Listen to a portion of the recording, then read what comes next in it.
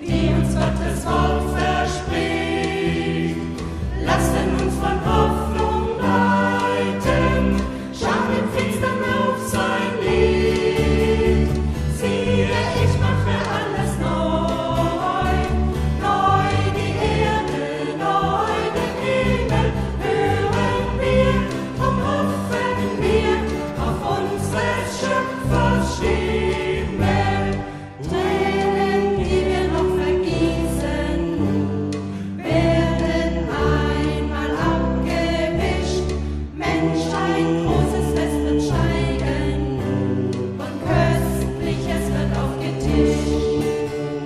Wenn der Schöpfer dieser Erde, der in weiter Ferne thront, zu uns kommt auf unsere Erde und für immer bei uns wohnt.